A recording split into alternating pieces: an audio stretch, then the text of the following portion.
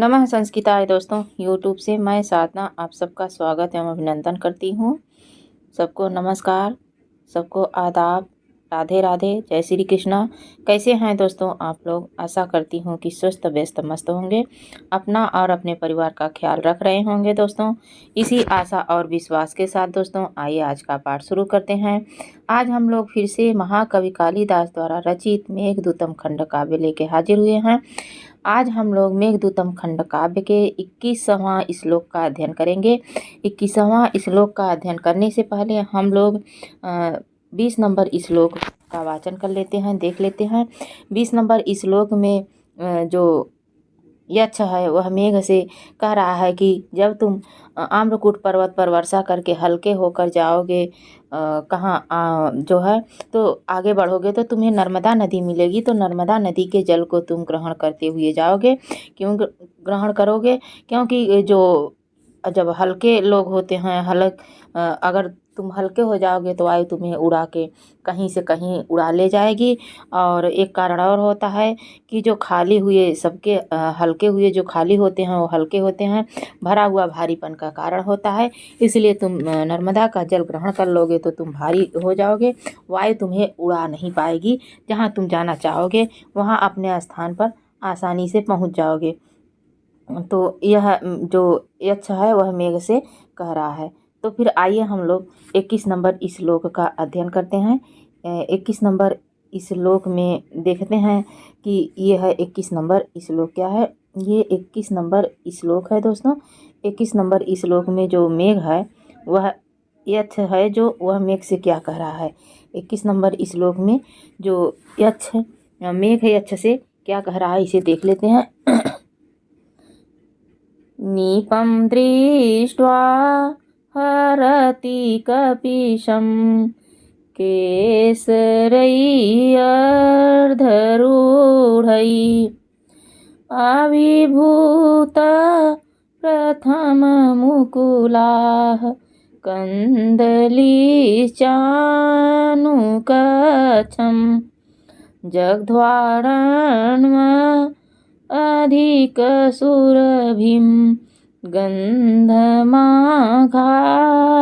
चोर्व्याः सारंगास्ते जललवमुचः सूचयिष्यन्ति मार्गम्। नीपं दृष्ट्वा हरति कपिशं केसरैः अर्धरूढैः आविर्भूतः प्रथममुकुलाः कन्दलीश्चानुकच्छं जगद्वार्ण्व अधिकसुरभिं गन्धमाघाय चोर्वा सारंगास्ते जललवमुचः सूचयिष्यन्ति मार्गः। 21वें श्लोक में जो यक्ष है वह मेघ से कह रहा है कि जब तुम नर्मदा का जल लेकर आगे बढ़ोगे तो सारंग तुम्हारे मार्ग का क्या करेंगे? निर्देश करेंगे। सारंग तुम्हारे मार्ग का निर्देश करेंगे। और कैसे? नीपम मतलब कदम्ब का क्या है? नीपम मतलब कदम्ब का, दृष्टवा मतलब देखकर, यानी नीपम मतलब कदम का, दृष्टवा मतलब देखकर, हरित कपिशम यानी हरा और पीला। क्या? हरा पीला, हरा और पीला। केसरई है तो यह है आधे उगे हुए, केसरई अर्धरूढ़ई है तो आधे क्या है कि आधे उगे हुए, आधे उगे हुए अनुकच्छप आविर्भूत प्रथम मुकुला है यानी प्रथम बार प्रकट हुई कलियों वाली। आविर्भूत जो प्रथम बार यानी पहली बार जो कलियां निकली हुई हैं, ऐसी कलियों को कदली यानी केलों के जो केलों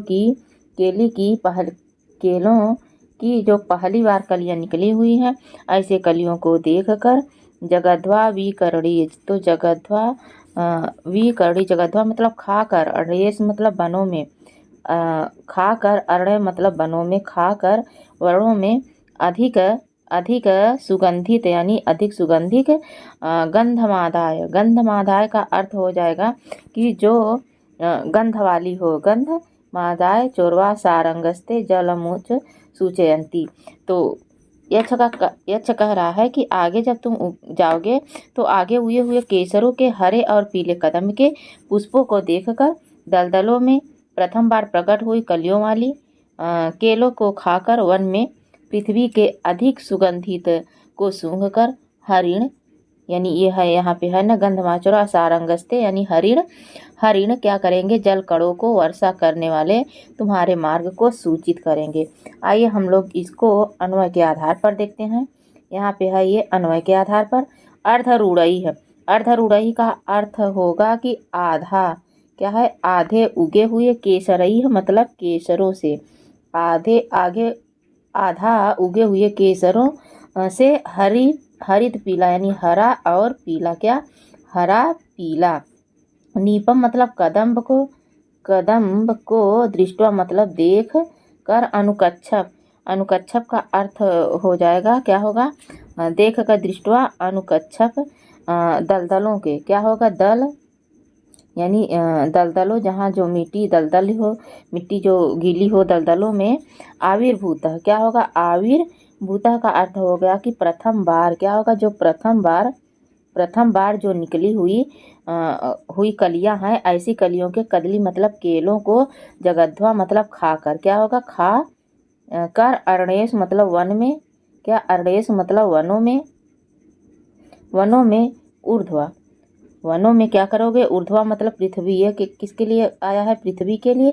पृथ्वी को अधिक सुगंधित क्या करोगे, सुरभि में, यानी अधिक सुगंधित होगा। गंधमाय जो गंध के कारण, आघाय मतलब सूंघ कर, सारंग मतलब जो सारंग यानी मृग हो वह जो सूंघ कर, तुम जल मुझ, यानी बादल के लिए आया है, किसके लिए, बादल के तुम्हारे वर्षा करने से तुम्हें, यानी ते मतलब तुम्हारे मार्ग मतलब मार्ग को सूचित करेंगे।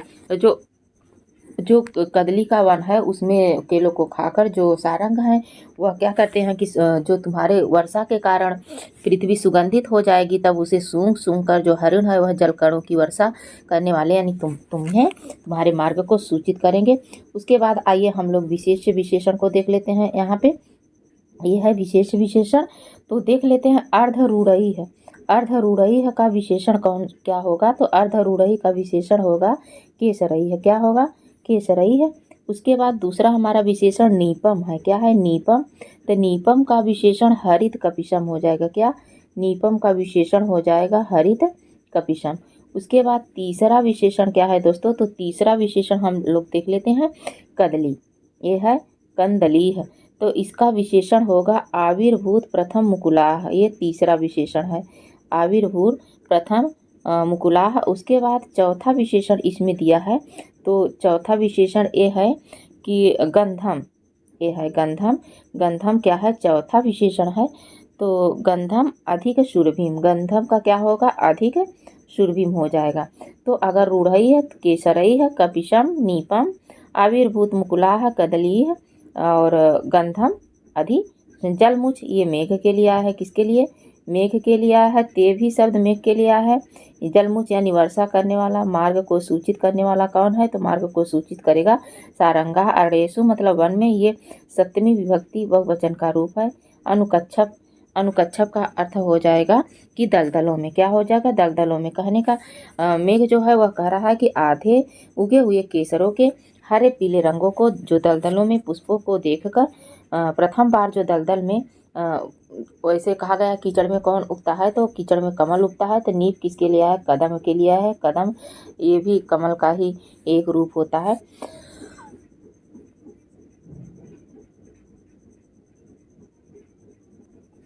कदम का एक रूप होता है। उसके बाद आइए हम लोग भावार्थ को देख लेते हैं। ये है हमारा भावार्थ।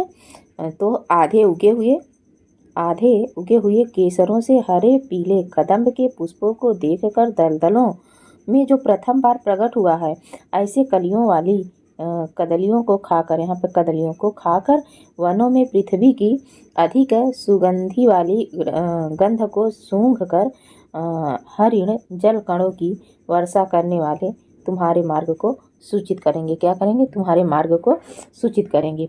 उसके बाद आइए अब हम लोग टिप्पणियों को देख लेते हैं। यहाँ से शुरू होती है हमारी टिप्पणियाँ। तो टिप्पणियाँ जो है सबसे पहले है नीपम, क्या है, ये नीपम शब्द है। तो नीपम शब्द नीपस्य विकारः नीपम, यह तस्य विकारः इस सूत्र से अण प्रत्यय होकर पुष्पमूलेषु बहुलम वार्तिक से लुप्त हुआ है। ऐसा कहा गया है कि जो नीपम शब्द है तो यह तस्य विकारः सूत्र से अण प्रत्यय लगाकर और पुष्पमूलेषु बहुलम यह वार्तिक एक सूत्र है उसी से लुप्त हो गया है, तो नीपम बना है। दृष्टवा शब्द कैसे बना है, तो दृष्टवा बना है दृश धातु प्लस अक्त्वा प्रत्यय से। किससे, यहाँ पे दृश धातु है और प्लस अक्त्वा प्रत्यय है। क्या, अक्त्वा प्रत्यय से बना है। हरित कपिशम, हरित कपिशम शब्द कैसे बना है, तो हरितम च तत् कपिशम च। तो हरितम च तत् कपिशम में कौन सा समास है, तो यहाँ पे है कर्मधारय समास। कौन सा, यहाँ पे कर्मधारय समास है दोस्तों। अर्धरूढ़ई शब्द कैसे बना है, तो अर्धरूढ़ई में कौन सा समास है, अर्धम यथा यस्यात् तथा रूढ़ई है। अर्धम अस्यात् तथा रूढ़ई है, इसमें केवल तत्पुरुष समास है। कौन सा, केवल तत्पुरुष केवल समास है। कौन सा, केवल समास है। उसके बाद रूढ़ई शब्द कैसे बना है, रूढ़ई शब्द को देख लेते हैं। तो यह बना है रूढ़ धातु से। किससे, रूढ़ धातु से और प्लस अक्त प्रत्यय लगा के। क्या, अक्त प्रत्यय लगा के बना है। उसके बाद अगली टिप्पणियों को देखते हैं। अगली टिप्पणियाँ क्या है, आविर्भूत प्रथम मुकुलाह। आविर्भूत प्रथम मुकुलाह में कौन सा समास है, आविर्भूताः प्रथमाः मुकुलाः यासाम ताः। यासाम ताः है तो आप लोगों को पता चल ही गया होगा इसमें कौन सा समास है, तो इसमें बहुव्रीहि समास है। कौन सा, बहुव्रीहि समास है। अनुकच्छम, अनुकच्छम में कौन सा समास है, कच्छेषु कच्छानां समीपम वा। कच्छेषु कच्छानां समीपम वा, तो इसमें अनुकच्छम में अव्ययी भाव है। कौन सा, कौन सा समास है, तो अव्ययी भाव समास है दोस्तों। और जगध्वा शब्द कैसे बना है, जगध्वा शब्द को देखते हैं। जगध्वा का अर्थ होता है खा कर। क्या होता है, खा कर होता है। और यह बना कैसे है, अध धातु से अध धातु है, इसमें अक्त्वा प्रत्यय है। कौन सा, अक्त्वा प्रत्यय जगत्वा बना है। अधिक सुरभिम, अधिक सुरभिम शब्द कैसे है, तो अधिकम यथा स्यात् तथा सुरभिम तम। अधिकम अस्यात् अधिकम यथा स्यात् तथा सुरभिम तम। तो इसमें समास कौन सा है, तो इसमें भी वही केवल समास है। कौन सा, केवल समास है। इसमें केवल समास है। आघाय, आघाय शब्द कैसे बना है, आ प्लस आ उपसर्ग है, घा धातु है और अक्त्वा प्रत्यय, अक्त्वा के स्थान पर लेप होता है, क्योंकि जहाँ पे उपसर्ग होता है वहाँ पे लेप हो जाता है, तो आघाय शब्द बना है। उसके बाद आइए देखते हैं अगली टिप्पणी क्या है। सारंगाह शब्द कैसे बना है, सारंगाह में कौन सा समास है, सबसे पहले देखते हैं। तो सारिणः अंगानि येषां ते, अंगानि से शाम ते से पता चलता है कि इसमें कौन सा है, बहुव्रीहि समास है। और यह सारंगा बना कैसे है, सृज इसमें धातु है, अंगज और अण प्रत्यय से सारंग बन गया है। जललव मुच जो शब्द है वह आया, उसमें कौन सा समास है, जलस्य लवाह। जलस्य लवाह में षष्ठी तत्पुरुष है। कौन सा, षष्ठी तत्पुरुष समास है दोस्तों। और जलान मुंचितीति जलमुचकः तस्य, इसमें कौन सा, इस विग्रह में कौन सा समास है, तो इसमें है बहुव्रीहि, इसमें उपपद है। क्या, उपपद तत्पुरुष समास है। जललव बना कैसे, तो जललव मुच क्विप प्रत्यय से जललव बना है। सूचयिष्यन्ति क्या है, तो सूचयिष्यन्ति में सुच धातु है, इसमें सुच धातु है और क्या है कि ऋच प्रत्यय लगा के और लिट लकार का प्रथम पुरुष बहुवचन का रूप है सूचयिष्यन्ति। तो ये था दोस्तों आज का 21वां नंबर श्लोक। आशा करती हूँ कि आप सबको समझ में आया होगा। और कैसे लगा वीडियो आप लोगों को, अच्छा लगे तो इसे कमेंट के माध्यम से हमें ज़रूर बताइए और अपना सुझाव भी हमें बताइए दोस्तों।